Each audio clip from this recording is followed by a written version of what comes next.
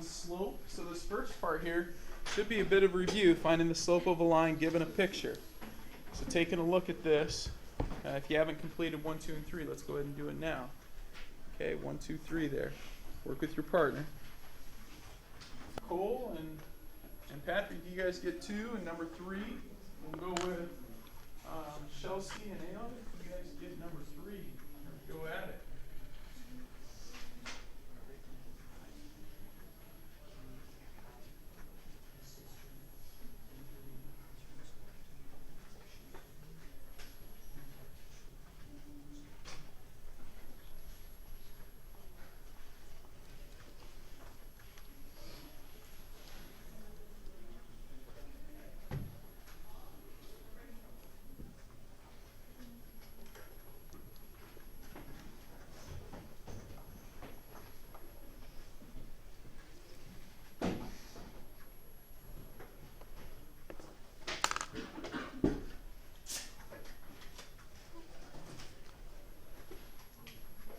Alright, so Brendan's done number 1 here. Let's just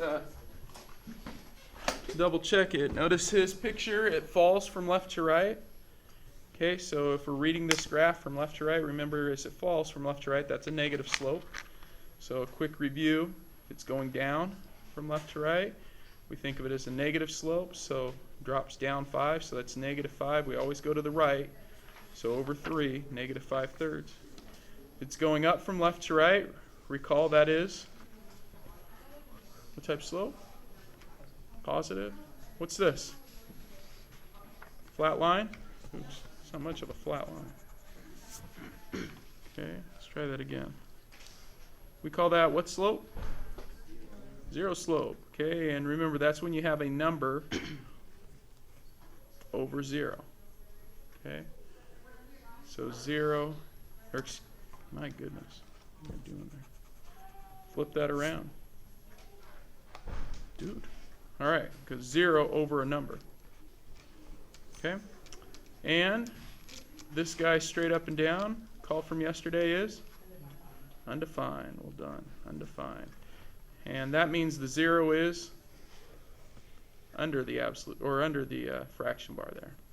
Okay, so you have your number and 0 on the bottom. It's really poor focus there. I don't know that that was too helpful. So good job on that one, Brendan. Who had number 2? Cole and Patrick. Come on up, guys. Bring a pencil or pen with you. Good.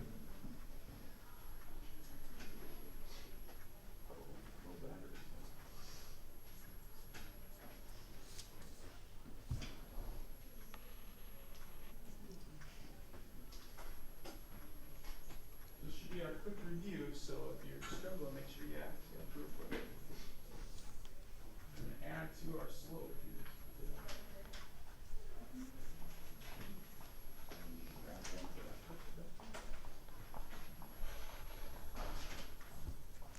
All right, so Patrick and Cole there. Thank you guys. So it looks like from point to point, go down 4, over 5. Well done, negative 4/5. Somebody got that one? Well done. Okay, number 3, who had 3? Chelsea and Ayla. Come on up, guys.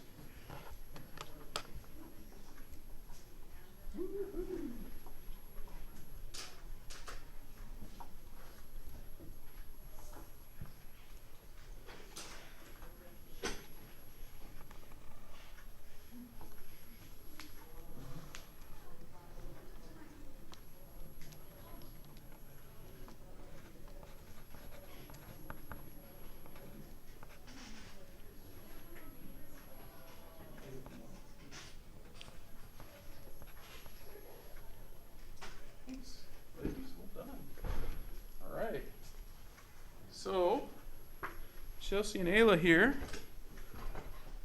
All right. So notice they went this way and then up. If I could do the same thing going here.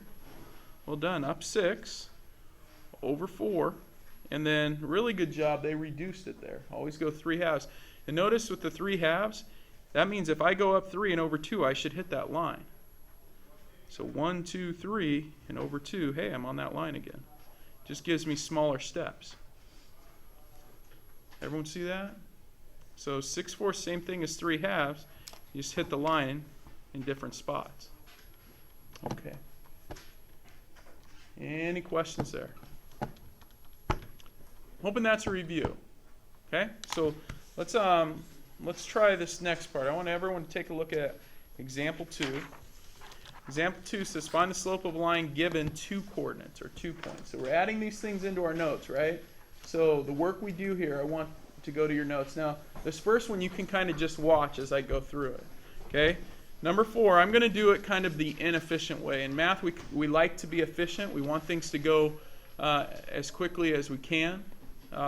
Some would maybe even say that we try to find shortcuts, which makes us a little lazy, but that's okay. So that's the coordinate 3, 4 on a graph. Okay? So like if I called this point A, sometimes we just put an A in front of it to name a point. So let's say I'm going to call this point A. All right? And then I'm going to go to the coordinate 6, 9. In fact, I'll call that one point B. So go to 6 and up to 9, and there we go. Okay. Based on what I've graphed there, I want you to tell your neighbor what the slope of that line is. A line that would go through these 2 points. Or a segment that connects these points. What's the slope of that?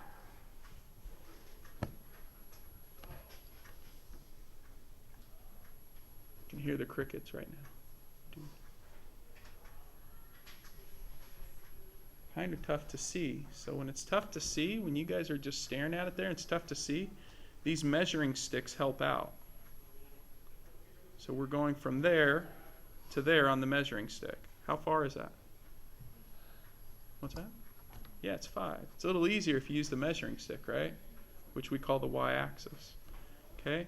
From here to here, how far is that? Yeah, 3, right? Okay? So we rise 5, we run 3. Our slope is 5/3. Okay. Now mathematically, we could figure that out. You'll notice I'm going to zoom in even more here now. Okay? I want you to tell your neighbor how these points, these 4 points, relate to things that I've kind of tried to highlight on my graph here. Okay? Talk about it. It's going to find us a little easier if it's focusing down here. I want you to figure out how these 2 points relate to these numbers up here. Where can I find these 2 numbers up here? What values are they? Yeah? Yeah, there are my x values. I've got 3. That's my first x value. And then I've got 6. That's my second x value. Okay? What are these? They happen to be my y values. The 4 happens to be my first y value. And the 9 happens to be my second y value. So if I just focus in there, I'm going to get rid of this 5/3. I'll maybe move it down here or something. Okay? If I'm just focusing in on those 2 things, I want you to figure out how we could have come up with this answer of our slope of 5/3. How could we have come up with that slope of 5/3 using just the points and not the graph? Okay, now this is challenging you to think a bit, and some of you know this, some of you may not. You get a few minutes to think, and you and your neighbor have to actually talk about that. So there's 75% of you that are really engaged right now. You're making eye contact, you're into it, you get body language. Everyone get it? Hey, want you to figure out how to come up with this slope using just the top part, no graph. Okay, talk about it with your groupies. X values and y values from each other. Okay. Fraction kind of form x values on top, y values on bottom. That's pretty close, man. Subtract x values and y values from each other in a fraction form. So I'm going to do that. I'm going to put a fraction here. This obviously isn't part of my graph, just a place to work. I'm not going to put x on top, though. Right, yeah? Yeah, let's go. Good. So what we call that is delta y. It's a mathematical symbol. It looks like a triangle. Over delta x. Delta means change. It's your change in your y over your change in your x. Okay? So you guys are saying subtract your y's and subtract your x's. Well, okay, so if I subtract y's and I subtract x's, It seems to work out pretty well, right? Do I have to subtract them in a specific order? Like, could I just go 4 minus 9, or should I do? Usually we'd say 9 minus 4 is easier, right? So if I go 9 minus 4, do I have to go 6 minus 3, or could I do 3 minus 6?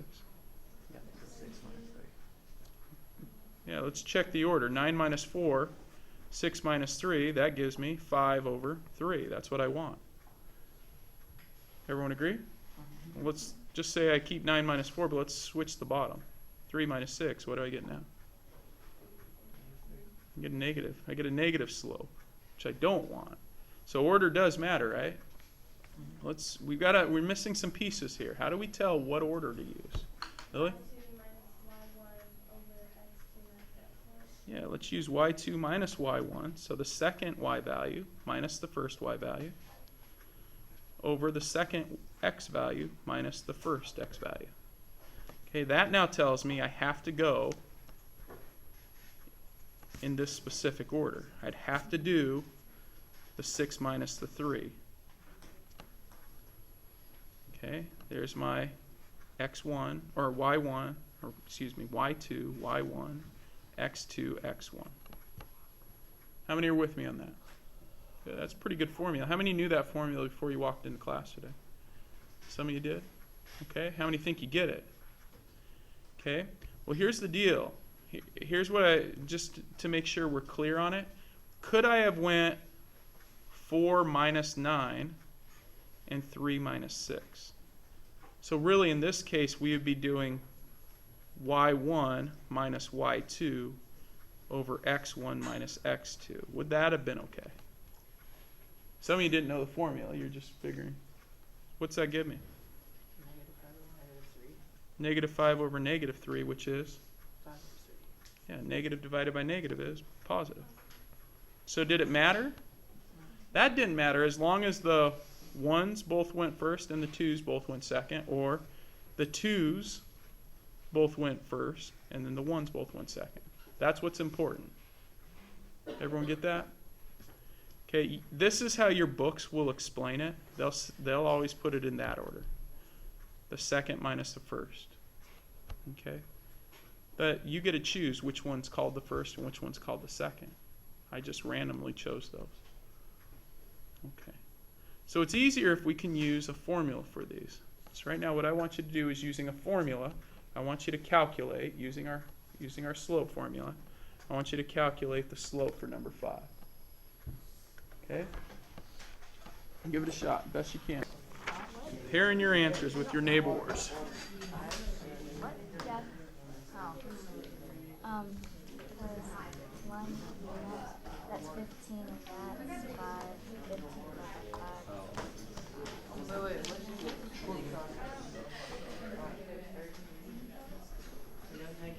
What'd you really get?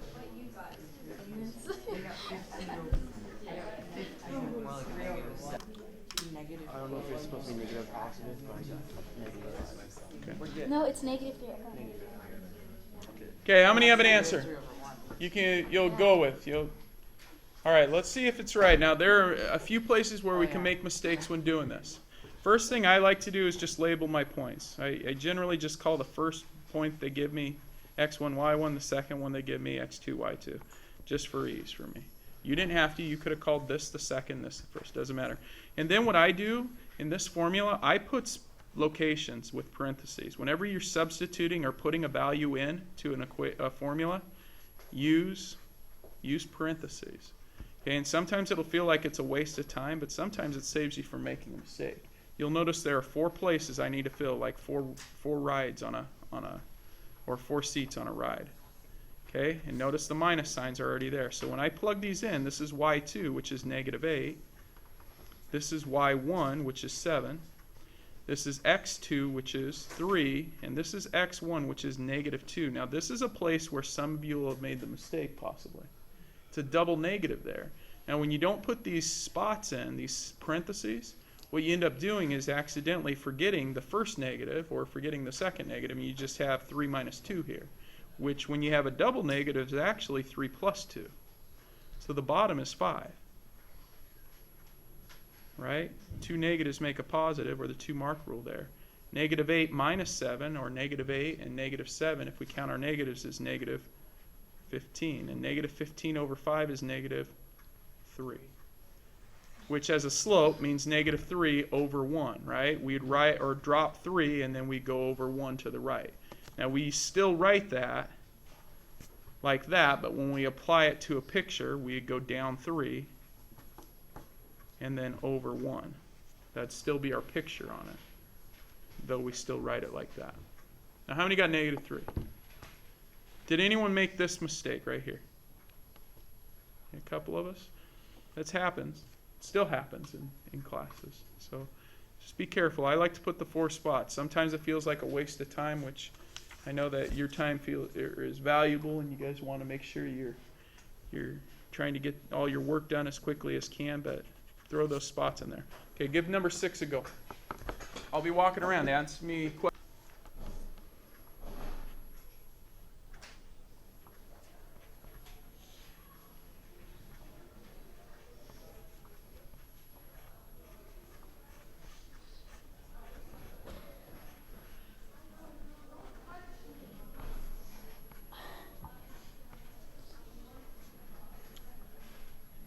People walking through the hall. All right.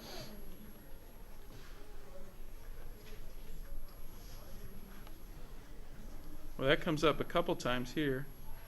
There's our plus again. Okay, negative 2 plus 6 or 4. There's our plus again. 4 plus 1 is 5. So slope of 4/5. You guys get 4/5? Yeah, hope you're checking my work, yeah.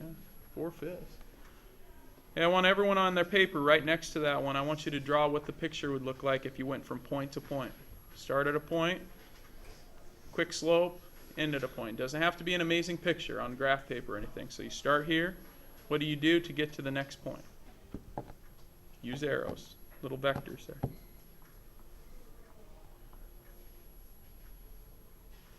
Start here, and we go up.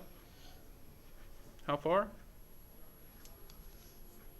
2, yeah, 4. How far do we go over? 5. 5 to the right. Rise 4, run 5. That's our new picture, okay? That's what that's saying right there. So relating the two. The more you can kind of make things go together in your mind, the easier it is. Jaden, I've never seen anyone do their makeup in their calculator. Seriously, dude. How are you doing that? Can you actually see? Unbelievable. All right. Okay. Any questions there? First time for everything. Number 13 and 14, 0 and undefined slope. Well, if you take a look at the instructions for number 13 and 14, everyone go ahead and look down there. It says find the slope of the line passing through the points shown.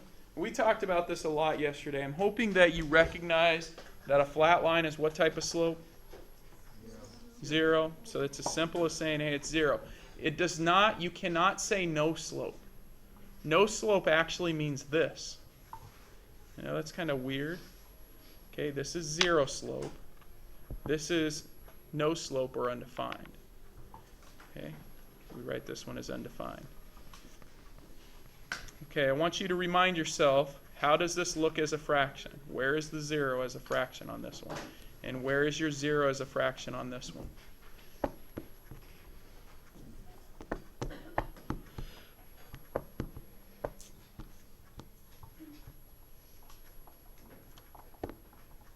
That means you have to write it down. Don't just wait for me to write it down. Let's see if you can remember. You confused? So I'll give you a hint. 0 either goes here or here. You pick a spot. 50-50. 0 either goes here or here. All right. Number 13, where does the 0 go, Brandon? Bottom. Bottom? Doesn't go on the bottom. No. Goes on the top. Number 14, where does the 0 go then? Bottom, okay. Hey guys, really you have to memorize that, okay? If the 0 is over the fraction bar, the answer is 0. Everyone see that? Everyone see what I'm trying to show you, or how I'm trying to get you to remember that? Okay. If the 0 is over the fraction bar, the answer is 0. If the 0 is under the fraction bar, the answer is undefined, right?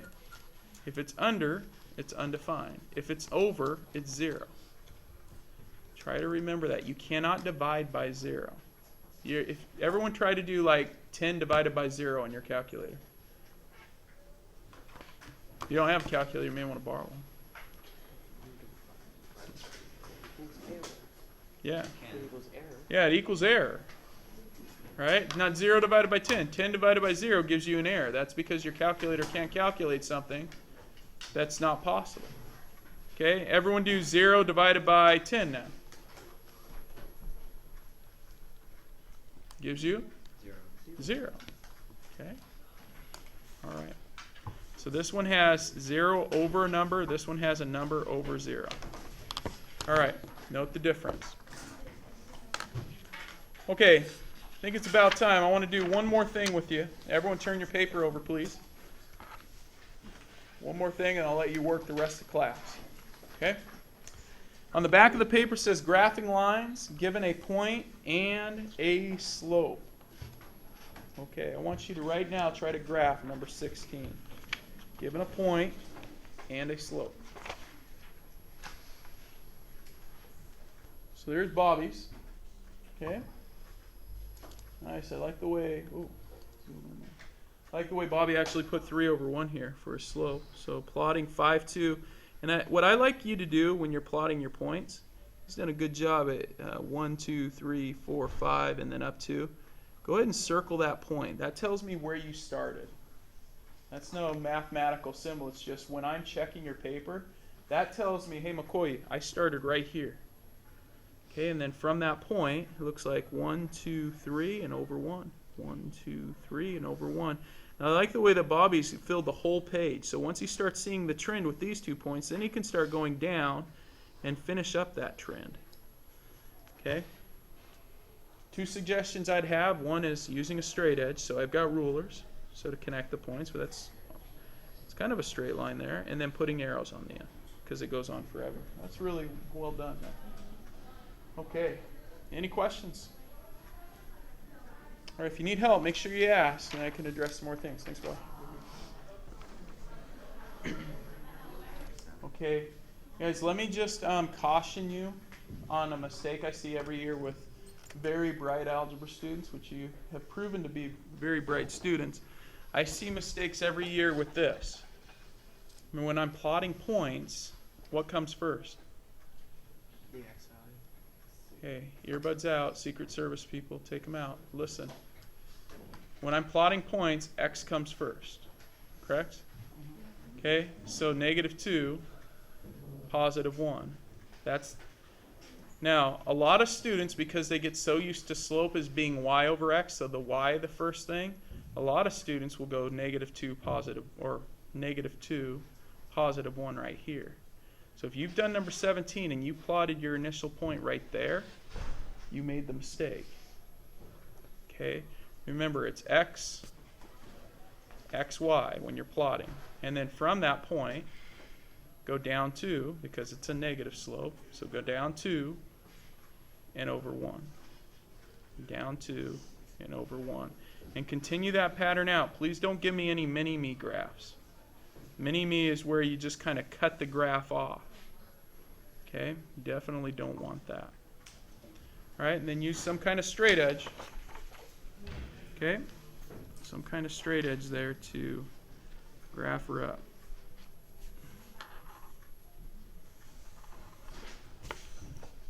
Then draw your line. Any questions? Anyone make that mistake? Just wondering. Your line may have went like down here, went through this point. You didn't make the mistakes. I'm pumped, man. That's good. Okay, so I had a question about this one. So notice, I kind of have an idea of which ones we'll maybe have a hard time with. Number 20, you graph it. 3, -1, right? And then it has a slope of 0. Now remember, is a 0 slope a vertical line, or is it a horizontal? Horizontal. That means from this point, we just need to draw a line that's going horizontal. Okay? So, just like that, using our straight edge, you've got your horizontal line. Okay, good question there.